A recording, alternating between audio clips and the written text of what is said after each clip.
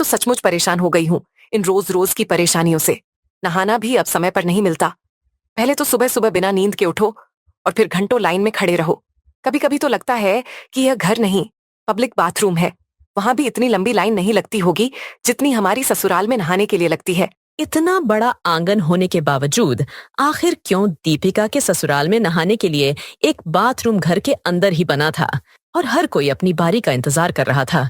क्या सिर्फ यह वजह थी या फिर इसके पीछे कोई और बड़ी वजह थी जो दीपिका को ससुराल वालों से इतना गुस्सा दिला रही थी? जानने के लिए हमें कहानी में थोड़ी और गहराई से जाना पड़ेगा। बिल्कुल चांद के टुकड़े जैसी बहू लेकर आई हूँ मैं। पूरे मोहल्ले में मेरी बहू जैसी सुंदर कोई नहीं होगी। अरे माँ जी, अब बहू की तारीफ करती रहोगी या फिर गृह प्रवेश की रस्म शुरू करेंगी? अभी तो और भी कई रस्में बाकी हैं। गृह प्रवेश की रस्म पूरी होने के बाद दीपिका को सब घर के अंदर ले आते हैं। थोड़ी देर में शादी के बाद की अन्य रस्में शुरू हो जाती हैं। सुबह से लेकर शाम तक की इन रस्मों में दीपिका को यह भी नहीं समझ आता कि कब वक्त गुजर गया। रस्मों के बाद दीपिका थकी हुई सी घर के अंदर देखती है और पाती है कि उसका एक कमरा अभी भी लोगों से भरा हुआ है। हाँ जी, मुझे बहुत ज्यादा थकान हो रही है। ये मेहमान है कि अभी तक हमारे घर में ही रुके हुए हैं। ये लोग कब जाएंगे? मुझे सोने का मन है। ये लोग कोई मेहमान नहीं हैं। ये हमारे घर के सदस्य हैं। हम सब एक साथ रहते हैं। क्या कहा माँ जी? इसका मतलब इस एक कमरे में इतने सारे लोग एक साथ रहते हैं? ये तो तकरीबन 18 से 20 लोग होंगे। मुझे तो ये पता था कि मेरा ससुराल एक कमरे का है, लेकिन ये नहीं पता था कि इसमें इतने सारे लोग रहते हैं। कोई बात नहीं बहू, अब तो यह भी पता चल ही गया ना। और अगर तुझे नींद आ रही है तो मैं तेरा बिस्तर लगवा देती हूँ। तू आराम से सो जाना। वैसे भी अब तो सबके सोने का वक्त हो चुका है। सभी औरतें मिलकर जल्दी से बिस्तर लगाती हैं। घर के सारे मर्द एक तरफ सोते हैं और वहीं दूसरी ओर घर की सारी औरतें छोटे से कमरे में तकरीबन 22 लोग सो रहे होते हैं। ऊपर से गर्मी का कड़कड़ाता मौसम और बेमन से चलने वाली हवा दीपिका के लिए इस रात को और भी तकलीफ देह बना देते हैं। भगवान, इस एक कमरे में कितना गर्मी का भपका हो रहा है। इन सभी लोगों को इतनी आराम से नींद कैसे आ रही है? मेरी तरफ तो कूलर की हवा भी ठीक से नहीं आ पा रही है। यहाँ तो घुटन ही महसूस हो रही है।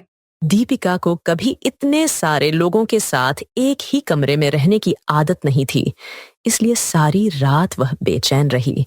जैसे ही सुबह का सूरज उगता है, दीपिका की आंखों में हल्की नींद आनी शुरू होती है, लेकिन जैसे ही घड़ी में 6 बजते हैं, उसकी ननद उसे जगा देती है। दीपिका भाभी, उठिए भाभी। क्या हुआ आरती? सोने दो, अभी तो ठीक से सुबह भी नहीं हुई है। अरे भाभी, सभी को नहाना है। उठिए, सभी को नहाना है।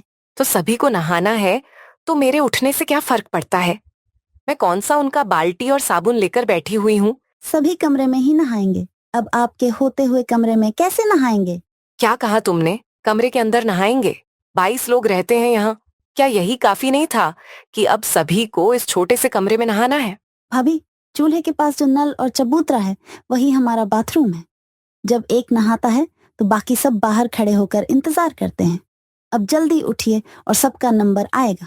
दीपिका को समझ ही नहीं आता कि उसके साथ क्या हो रहा है और एक एक करके सभी नहाने लगते हैं। आखिरकार जब दीपिका का नंबर आता है और वह नहाने के लिए घर के अंदर जाती है, छिछी, साबुन पर तो कितने सारे बाल चिपके हैं और ऊपर से इन्होंने तो इतना गीला कर दिया है। मुझे तो बिल्कुल भी मन नहीं कर रहा है। घिन सी आ रही है। इस एक कमरे में 20 लोग रहते हैं और अब यहाँ ही नहाना है। बेचारी दीपिका कुछ नहीं कर पाती। बड़बड़ाते हुए जल्दी से नहा धोकर तैयार हो जाती है। नहाने और सोने के बाद उसे उसी एक कमरे में मिट्टी के चूल्हे पर खाना बनाना था। सभी लोग खाने के लिए अपनी प्लेटों में बैठकर इंतजार कर रहे होते हैं और वहीं बेचारी दीपिका 22 लोगों के हिसाब से चूल्हे पर गर्मी में खाना बना रही होती है। भाभी, ये ठंडी ठंडी रोटी क्या दे रही हैं? जरा गरम गरम रोटी दीजिए। बहू, कब से दाल मांग रहा हूँ, जरा मुझे दाल दे दो। सभी को खाना देने के चक्कर में दीपिका के लिए खाना ही नहीं बच पाता। इतनी भूख लगी थी और इन सब लोगों ने इतना खा लिया कि मेरी एक रोटी भी नहीं बची। अब तो लगता है पानी पीकर ही काम चलाना पड़ेगा। दोनों बड़ी जेठानियां अपने बच्चों को संभालने में इतनी व्यस्त हो जाती हैं कि दीपिका को ही सारे घर के काम करने पड़ते हैं। वह नंद जो कॉलेज जाती थी, घर के काम में भी कोई मदद नहीं करती थी। अब दीपिका को ही सबका बोझ उठाना पड़ता था। सुबह जल्दी निकली हुई दीपिका कड़ी धूप में 22 लोगों का राशन लेकर घर लौटती है। भगवान, मेरी जिंदगी तो अब गधे मजदूरों जैसी हो गई है। एक तो 22 लोगों से भरा ससुराल, और फिर सभी को एक ही कमरे में रहना, खाना पीना, सोना, सब कुछ एक साथ। ऐसे ही कई दिन बीत जाते हैं। एक दिन सबके नहाने के बाद जब दीपिका नहाने जाती है तो देखती है कि नल में एक बूंद भी पानी नहीं है। इन परेशानियों से दीपिका बहुत दुखी थी। जब वह दिन में सोने की कोशिश करती है तो उसकी जेठानी के दोनों बच्चे शोर मचाते रहते हैं। भाभी, अपने बच्चों को थोड़ा चुप करवा लीजिए। सुबह जल्दी उठने के कारण मेरी नींद पूरी नहीं हो पाई और सर में बहुत दर्द हो रहा है। ऊपर से आपके बच्चे भी बहुत शोर मचा रहे हैं। बच्चे हैं तो शोर तो होगा ही ना, और बाहर इतनी कड़ी धूप हो रही है। अब इस धूप में उन्हें बाहर खेलने के लिए भेजूं तो कैसी लगेगी? दीपिका सिर पकड़कर एक कोने में बैठ जाती है। एक ही घर में सभी लोग एक दूसरे की चीजों का इस्तेमाल करते थे। दीपिका की नंद कटरीना अक्सर बिना पूछे उसकी मेकअप और कपड़े ले लिया करती थी, जो दीपिका को बिल्कुल भी पसंद नहीं था। कटरीना, कितनी बार कहा है कि मेरी चीज मुझसे पूछकर इस्तेमाल किया करो। ये लिपस्टिक मैं कल ही लेकर आई थी और तुमने इसे बिना पूछे इस्तेमाल कर लिया। क्या हुआ भाभी? मैंने आपकी लिपस्टिक इस्तेमाल कर ली तो क्या? कौन सा मैंने एक दिन में खत्म कर दी? अभी तो पूरी की पूरी है। आप इसे फिर से इस्तेमाल कर सकती हो। पूरे दिन की थकी हारी दीपिका जब रात को सोने की कोशिश करती है तो कभी उसे गर्मी की वजह से नींद नहीं आती, कभी कोई पैर उसके ऊपर रख देता है तो कभी घर के मर्द और औरतें रात में गैस छोड़ने लगते हैं। ऐसा लगता है जैसे किसी ने मुझे डब्बे में बंद कर दिया हो। कितनी गंदी बदबू आ रही है। ऐसा महसूस हो रहा है कि अभी उल्टी कर दूंगी। ऐसे ही कई दिन गुजर जाते हैं। आज फिर से दीपिका को अपने ससुराल वालों की लाइन में नहाने के लिए लगना पड़ता है। 1 घंटा हो गया था, लेकिन बेचारी दीपिका का नंबर ही नहीं आता। क्या मुसीबत है। 1 घंटा हो गया, लेकिन अभी तक मेरे नहाने का नंबर नहीं आया। मुझे तो अब नहाना ही नहीं है। गुस्से से तिलमिलाती हुई कटरीना आंगन में बैठ जाती है।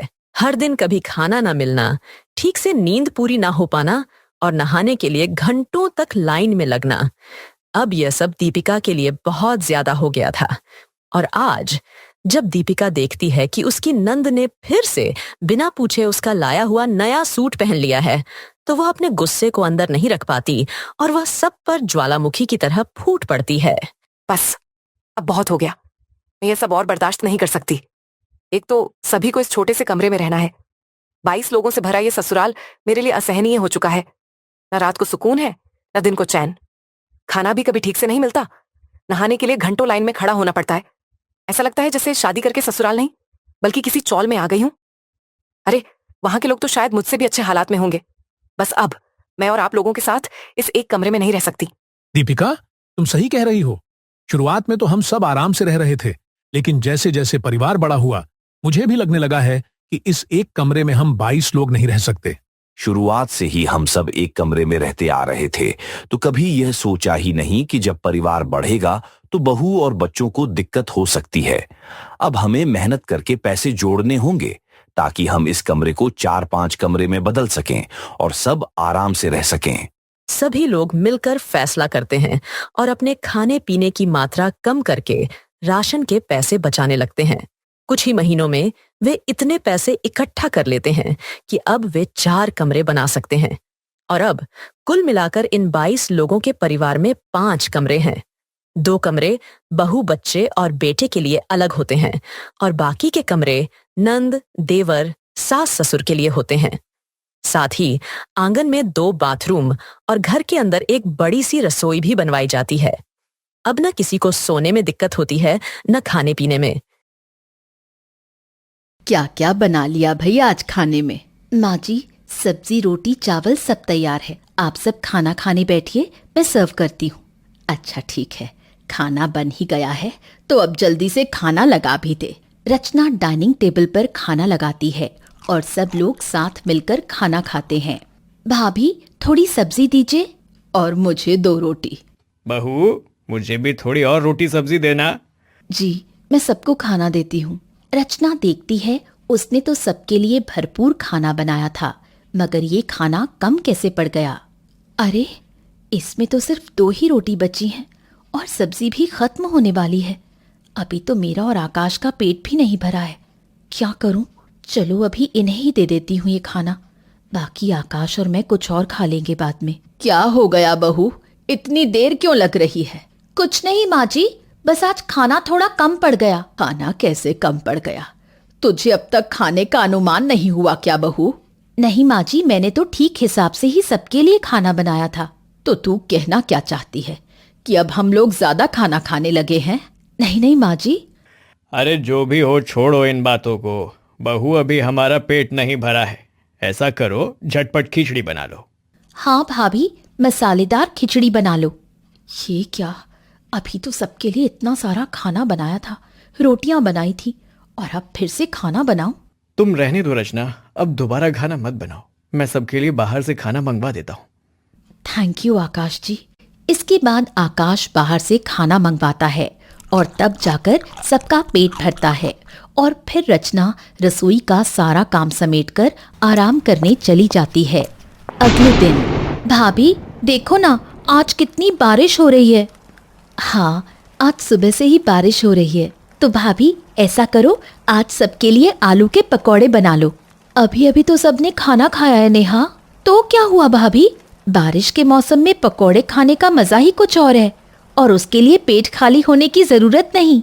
अच्छा ठीक है, मैं सबके लिए आलू के पकौड़े बनाती हूँ।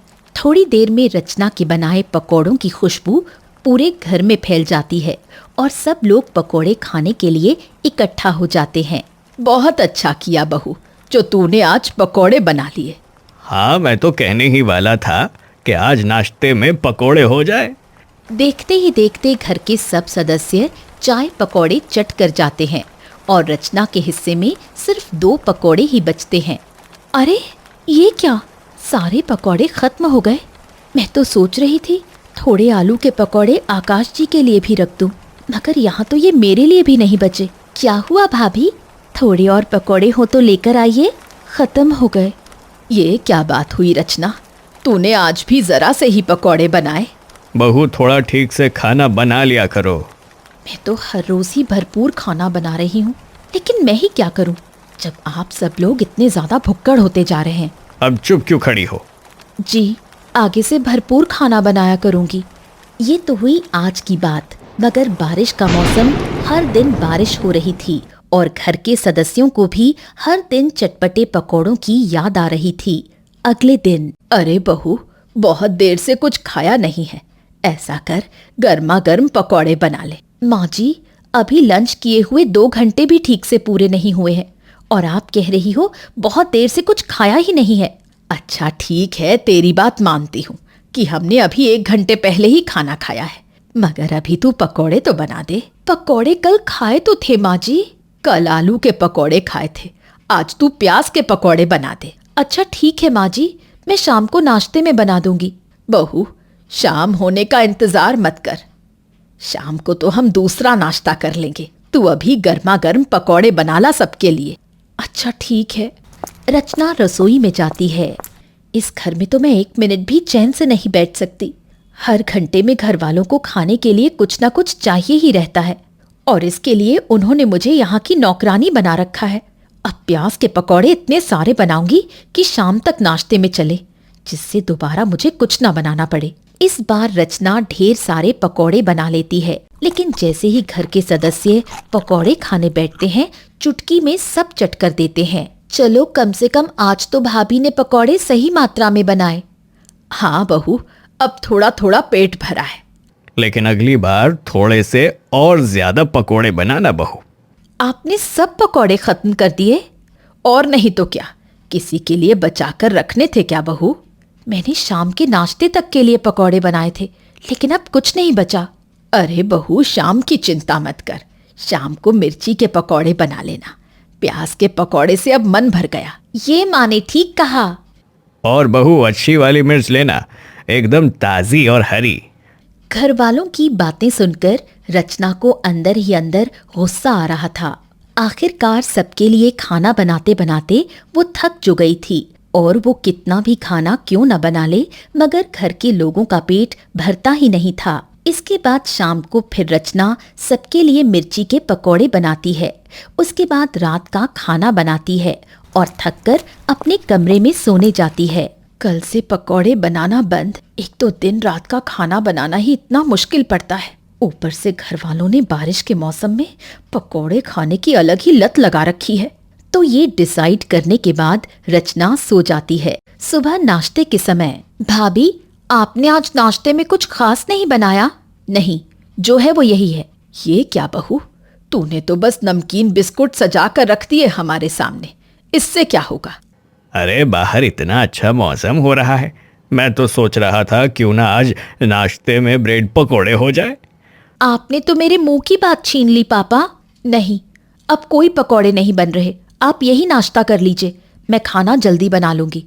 अरे बहू, तुझे हमारी फिक्र नहीं है तो कोई बात नहीं, मगर कम से कम आकाश के बारे में तो सोच। आज संडे है, घर पर है वो, कुछ अच्छा खाना बनाकर खिला देती उसे तो उसे भी अच्छा लगता। आपको ब्रेड पकौड़े खाने हैं आकाश जी? अगर नाश्ते में पकोड़े बनते तो मैं खा ही लेता, लेकिन कोई बात नहीं, अगर तुम्हारा मन नहीं है तो। अच्छा ठीक है, मैं अभी आपके लिए और सबके लिए ब्रेड पकौड़े बना देती हूँ। बहू थोड़े चटपटे करके बनाना। और हाँ, साथ में हरे धनिये की चटनी भी बना ले। अच्छा ठीक है। रचना इस बार घर वालों की फरमाइश पर तो नहीं, लेकिन आकाश के लिए पकौड़े बनाने चली जाती है और थोड़ी ही देर में सबके लिए पकौड़े बनाकर ले आती है। ये लीजिए आप सबके लिए ब्रेड पकौड़े। अरे वाह, बड़ी जल्दी बना लाई, देखने में तो काफी टेस्टी लग रहे हैं भाभी। आकाश जी पहले आप लीजिए, क्योंकि पता नहीं फिर बाद में बचे ना बचे। क्या मतलब? मैं रोज ज्यादा खाना बना रही हूँ लेकिन कुछ बचता ही नहीं है।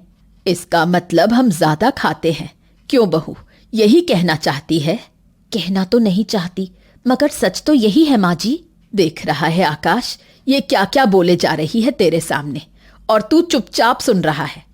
रचना, तुम्हें माँ से ऐसे बात नहीं करनी चाहिए। मैं कुछ गलत नहीं कह रही। नेहा अपनी माँ के कान में कुछ फुसफुसाती है। माँ, आप ही थोड़ा शांत हो जाओ, अगर भाभी को गुस्सा आ गया तो क्या पता आज दोपहर का खाना हम दोनों को ही बनाना पड़ जाए। ये तो तूने सही कहा, मैं भी कहाँ इतना बोल गई।